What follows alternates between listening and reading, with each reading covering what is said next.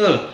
Jadi kami konfirmasi dan memberikan informasi bahwa klien kami pada 12 Juli 2024 hari Jumat sekitar pukul 5 sore ke atas lah ya, menghadap langsung ke SPKT Polda Metro Jaya untuk melaporkan dugaan terjadinya tindak pidana pasal 32 Yunto pasal 48 Undang-Undang ITE, di mana pelapornya adalah klien kami dan terlapornya saudari berkaitan dengan data perusahaan yang Arjuna. Di situ ada data-data lengkap, kemudian ada data-data laporan keuangan, rugi laba dan proyeksi keuangan yang kemudian ditransmisikan, dipindah tangankan ke pihak-pihak tertentu ya, pihak ketiga, yang dimana pada saat pemindahan data-data digital tersebut tidak ada konfirmasi kepada klien kami, padahal itu kan milik atau sangat patut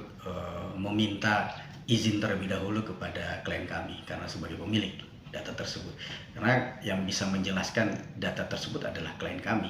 Jadi sampai berpindahnya data-data tersebut kepada pihak pihak ketiga itu membuat kerugian ya, mengakibatkan kerugian karena ada tafsiran-tafsiran yang tidak diketahui bahkan disimpang oleh pihak-pihak tertentu, sehingga muncullah anasir-anasir berkaitan dengan dugaan-dugaan yang tidak benar. 2022 di awal tahun 2022 sebelum adanya laporan di Polres Metro Jakarta Selatan, karena baru sekarang ada impact ya, impactnya baru, dan Mas Tiko ini kan merasa bahwa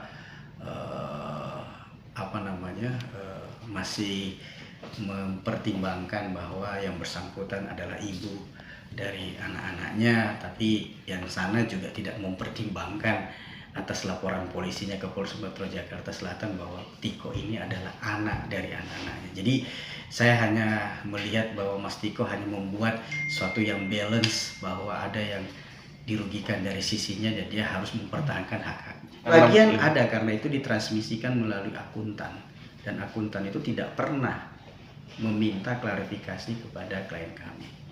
Selain itu ada milik properti lain seperti lagu dan lain-lainnya ya.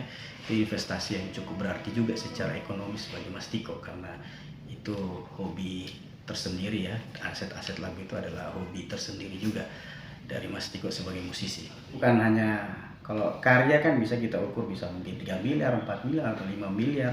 Itu nanti kita buktikan dengan hitungan. Tetapi yang terpenting di sini ada kerugian yang berkaitan dengan nama baik Mas Tiko ya, dengan ditransmisikannya data-data elektronik berupa data-data perusahaan yang pada akhirnya mengakibatkan kerugian kepada Mas Tiko. Gitu.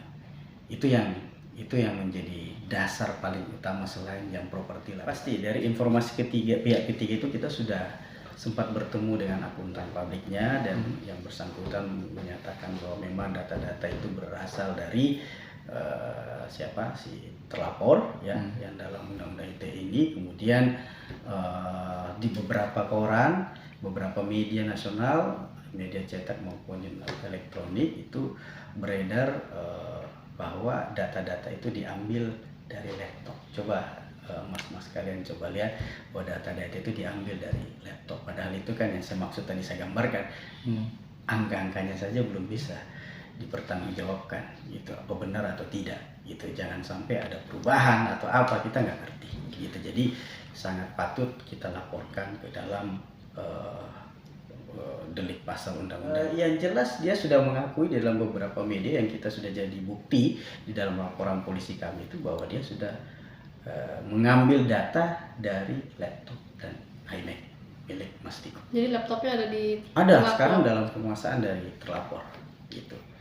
Dalam bukti chat juga kita sudah minta secara lisan ya, secara lisan kita minta, Mas Tiko sudah minta, secara WhatsApp juga meminta, somasi juga kita mintakan, karena kita butuh itu, dan dia tidak menggubris sama sekali. Jadi dia hanya mengatakan, ya gue tahan dulu, cuma kenapa? Mungkin saja karena di dalam pengakuan itu, dugaan kami ya, bahwa memang itu berasal dari situ ya. Yang kami laporkan itu yang utamanya adalah data-data perusahaan yang tidak diklarifikasi oleh klien kami, padahal data itu milik klien kami. Seperti contoh, siapa tahu itu draft, bukan final report. Tapi ditelan mentah-mentah karena tidak ada klarifikasi kepada klien kami sebagai final report. Itu kan merugikan bagi klien kami. Nah, itu data-data seperti itu yang bisa menjelaskan Mas Tiko sebagai pemilik data. Bukan orang yang mengambil data. Ya kan? Nah, itulah yang tidak dipahami oleh akuntan yang menjadi sumber analisis datanya. Gitu.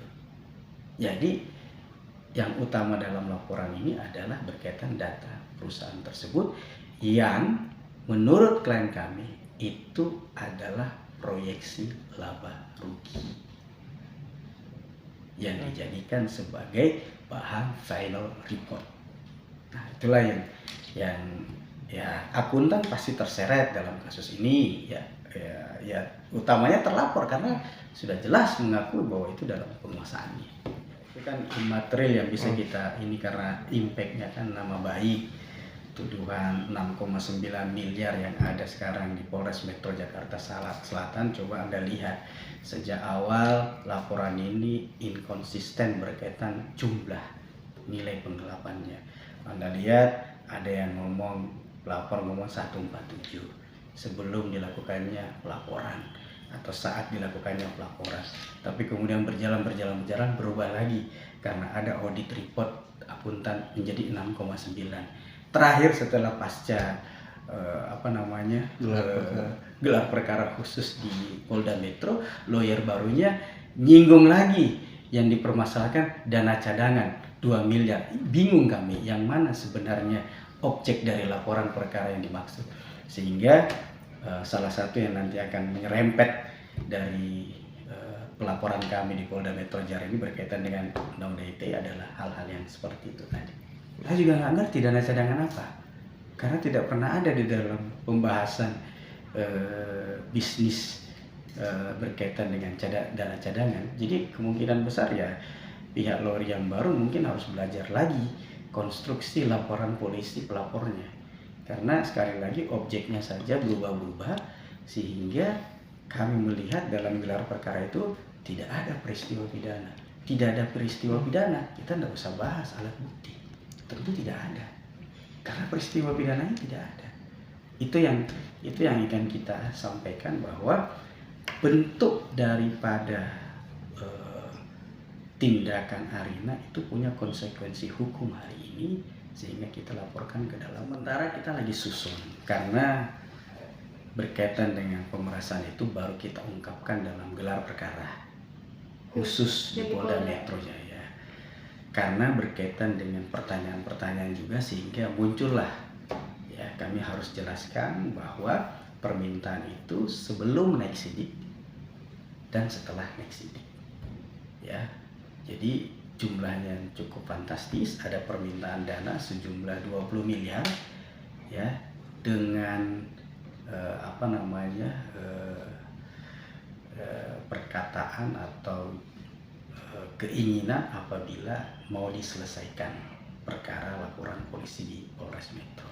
Makanya sebelum-sebelumnya saya mengatakan kalaupun ada ruang berdamai tanpa syarat dan win-win solusi. Tanpa syarat saya maksud tidak ada satupun syarat uang di dalamnya, karena kami sudah buktikan di Polda Metro Jaya tidak ada peristiwa pidana dalam gelar perkara. Ya pasti shock lah ya, Pak Tiko ini kan, Mas Tiko ini kan cuma banker, ya sebagai banker ya tentu tidak sebesar itu penghasilannya ya.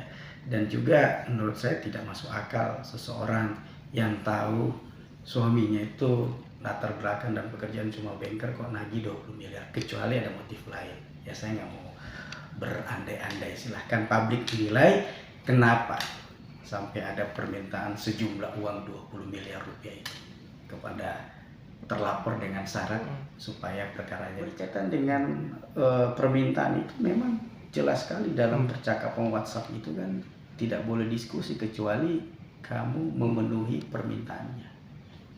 Berarti permintaan 20 miliar itu ada muncul setelah dia laporkan ke Jakarta Selatan itu? Setelah dong, pasti setelah dilaporkan. Kalau belum dilaporkan tidak mungkin dia minta 20 M.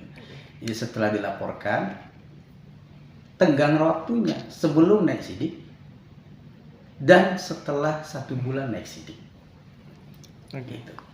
Jadi saya mohon betul-betul perkara ini diatensi oleh Bapak Kapolri, Kapolda Metro Jaya dan Kapolres Jakarta Selatan untuk bisa melihat jangan sampai ada motif lain berkaitan dengan proses penyidikan. Karena nama baik klien kami sudah cukup ya menderita kerugian ya, baik psikis juga kan, dengan tuduhan-tuduhan seolah-olah dia adalah pelaku penggelapan, tapi dalam fakta gelar perkara pihak pelapor sendiri dan kuasa hukumnya tidak mampu menjelaskan dalil-dalil tuduhan mereka gitu. Motif lain itu apa sih, Bang? Saya tidak mau menduga-duga, Mbak. Silahkan publik menilai kenapa harus 20 miliar diminta kepada Mas Tiko gitu loh. Ada apa? Apa kan orang meminta 20 miliar itu kan pasti sudah ada hitung-hitungannya. Ini Tiko saya mintain 20 miliar ini kenapa? Ya tanya sendiri sama Rina. Apa dasarnya dia minta 20 miliar? Apa yang dia lihat berpotensi di Tiko? Mas Tiko, mohon maaf ya. Dalam diri Mas Tiko sehingga dia minta 20 miliar. Yang bisa jawab itu adalah pelapor sendiri, bukan kami. Ya.